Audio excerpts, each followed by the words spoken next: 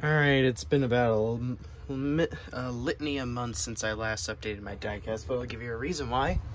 You see these drawers I keep all my diecast in, but the problem is, all of them are full. So I'm gonna have to get another shelf to keep the hanger ones, stored somewhere. First, let's get to a Holy Grail diecast that I got at Pocono. Terry Labonte's Iron Man silver scheme that I believe he drove at Darlington, if I'm not mistaken. Where he was, at the time, the one to complete the Iron Man milestone. Next is, unfortunately this one's a little beat up because there was too much stuff being carried in my backpack, but nonetheless, this is Kyle Larson's Ricky Hendrick standard scheme. It's a throwback, but it's a throwback that became a standard paint scheme, which I don't have a problem with, because, well, what more can I really say other than the fact that Ricky Hendrick is another what could have been NASCAR driver. And Kyle Larson's basically transpiring into that what could have been Ricky Hendrick, so he's been on a roll with that beautiful scheme. That beautiful classic scheme. Next is a scheme I saw at Dover. Two schemes, perhaps. Chase Briscoe and Martin Truex Jr. Unfortunately, both of them did not have very good days in those cars, but they are very slick schemes to keep for the historical weight to it. So I thought it would be pretty authentic to add those to my collection. Next would be Corey LaJoie's scheme right here. Finally, it's not a revolting piece of shit sponsor, like you know exactly what from last year. And I'm getting fucking tired of people swallowing his micro-sized dong even in 2021. He's irrelevant. Move on. Not you, Corey LaJoie, the other person that was force-fed down your throat. But, hey, this is a damn slick scheme right here. I love it. Almost gives me the Jeff Gordon and Dale Waltrip vibes right there. Next is the standard paint scheme for Chase Elliott, as well as his Hooters scheme right here.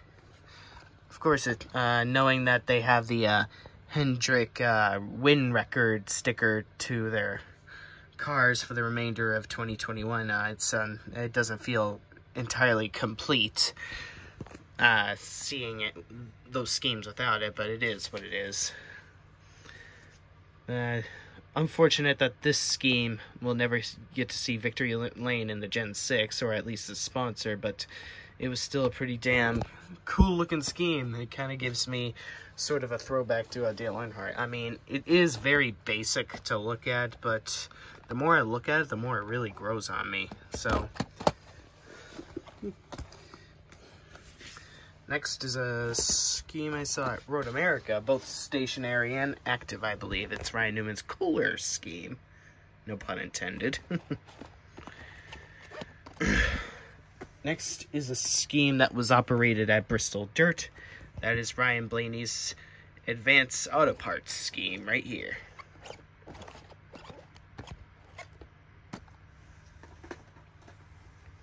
Go through all the 2021 stuff first. Next is High Point, the standard scheme for Chase Briscoe. And next is the standard interstate battery scheme for Kyle Busch, which he always trashes no matter what scheme he's in the Daytona night race, which I will continue to laugh my fucking ass off to the point of tears or desperation for gasping for air. The only time he ever completed that race in between the time he choked the 2009 race to now is 2016. Every other time he's crashed it out. Next is Martin Truex Jr.'s standard Bass Pro Shop scheme. Very slick as always.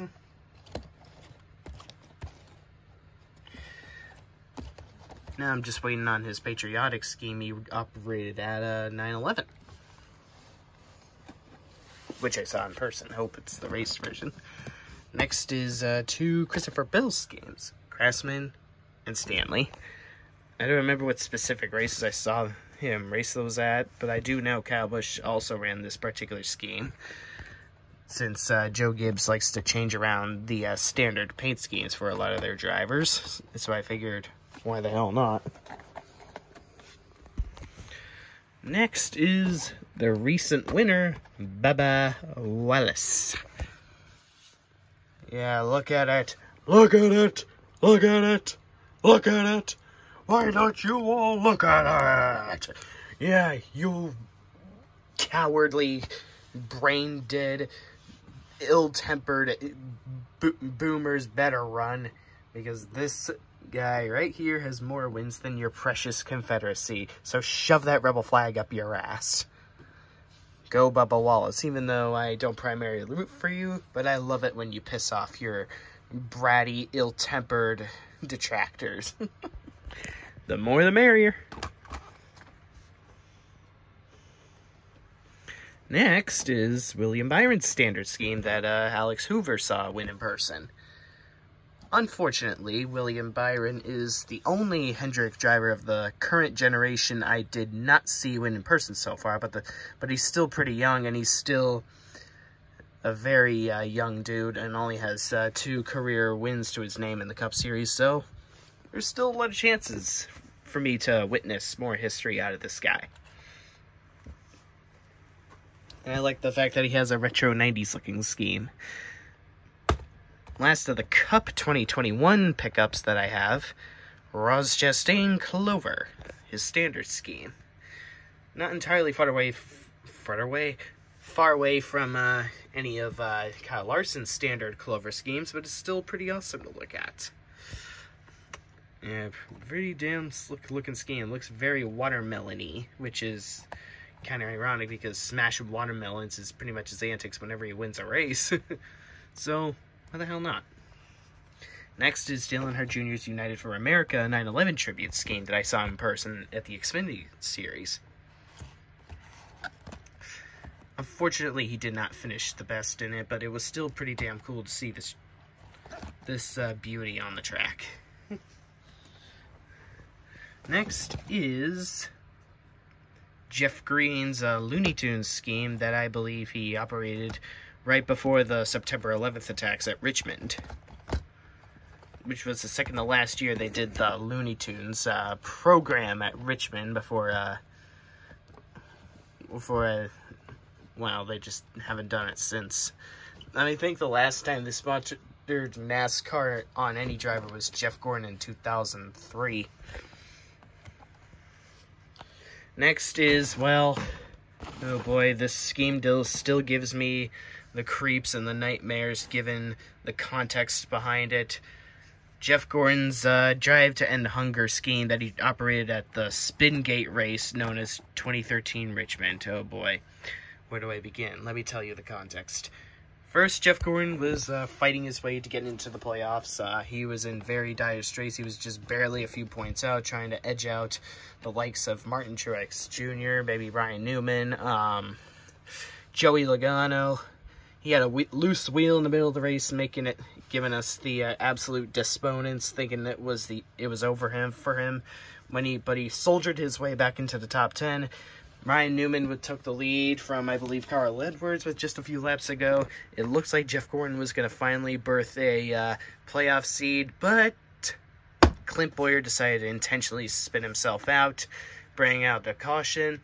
But then Ty Norris, the idiot, decides to, upon the green flag fall, tells Brian Vickers to pit just so Joey Logano can artificially advance to the next to the playoffs.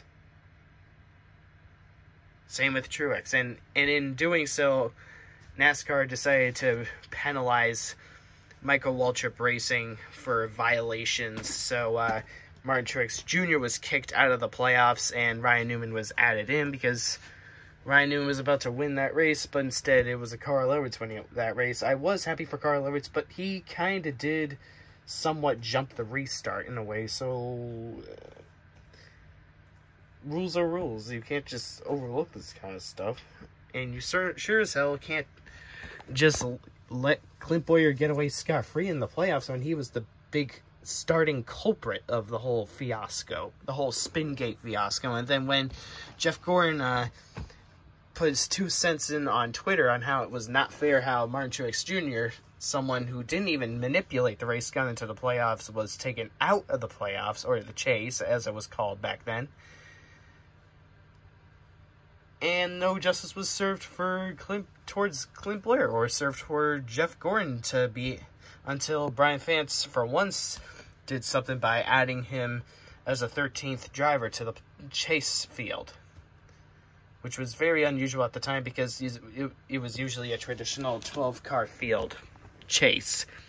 But because of the circumstances, Jeff Gordon was added as a special 13th seed, which was damn good because that was bullshit.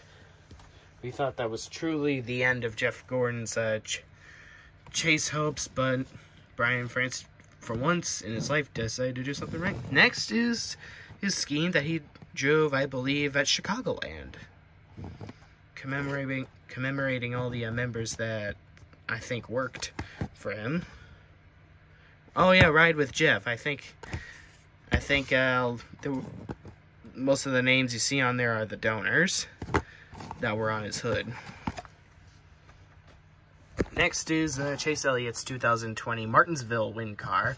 And speaking of Martinsville 2020, Planters. So I have the full set. Jimmy Johnson's signed car, Chase Elliott's win car, and Alex Bowman's Planters scheme. So the full set is complete.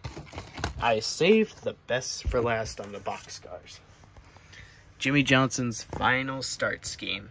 I did buy one of these earlier, but I accidentally ripped the box, so here's one inside the box, because it's just too special for it to be completely ruined. I mean, what more can I really say? He's a fucking legend, and he deserves his own race version of his final start, because he's the only 7-time champion to finish in the top 5 on his final start. What more can I say that hasn't been said about that Holy Grail race already? And now I'm just waiting on Chase Elliott's raced version of his championship-winning car. So it's a complete full set from Texas, Martinsville, and Phoenix of 2020. Our legend retires and our legend rises. Next, we've got Michael Wallace's Auto Live car from 2001. Damn slick classic. And then there's Ricky Craven's 2002 Give Kids the World scheme. Right there. And then next is Todd Bodine's 2002 Route 66 scheme, the classic scheme. And there's another, I think this is Joe Nemechek's standard 2001 paint scheme that I believe he won at Rockingham with. Very late in the season. Next is Kurt Busch's only IndyCar start at Indianapolis 500 that I believe he finished 6th with back in 2014. Unfortunately, he was one engine short of completing the milestone of all the 1,100 laps in one day, but he really did went the distance like Hercules, and he at least has a top 10 to his name on his only IndyCar start at Indianapolis. Next is Colton Herta, a driver Hoover and I saw him win in person, so why not? Next is a Ken Schrader's combo scheme from 2002. It's a pretty slick-looking scheme that I believe he raced this at maybe Daytona or something. My knowledge about that is a little bit faint and hazy. I'll have to relook at it. It does ring a doorbell, though. Or probably Charlotte or something. Next is the paint scheme from Brad Keselowski I saw in person at Pocono. Freightliner. It does kind of give me the Dale Earnhardt vibes with the black base and the white number. Alright, next is, this is Todd Woodine with a number switch. I don't remember those. Or, oh, this is Joe Nemechek from 2002. For some reason, my memory's a little bit hazy right now. And next is another Ken Schrader scheme, because he's always, well, he's just an underrated driver. It's a beautiful pedigree scheme. Back when I used to find it bearable to eat M&Ms, sorry, and whatever was driven by likable drivers like Ken Schrader or Elliott Sadler and so on. Ernie Irvan. And then here's another pedigree scheme, speaking of Ernie Irvan, from the 1999, I believe. Yeah, 1999. I've saved the best for last. Jimmy Johnson's IndyCar standard scheme. He may not have the most impressive stats in IndyCar, but hey, he's just there to have fun. He's just there to enjoy life on an open-wheel vehicle. And the scheme is absolutely badass. I love every ounce of it. It is beautiful. What more can I really say?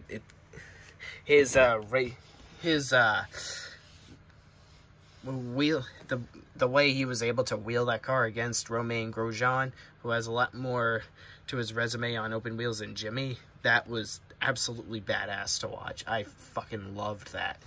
It shows that Jimmy Johnson really has been improving, and Romain Grosjean's ability to wheel a open wheel car. What really more can I say about it? I will never not love this scheme. It's staying in my collection forever. So that's it for my diecast update. So until I find a new drawer for all these hanger diecasts, I will find the homes they deserve. So see you for whatever next video I may put out. And other than that, that's about it. Hopefully everyone here is having a good day and a good year. Try to at least have a good October, because I sure the hell am not so far. But I'm not giving up on hope.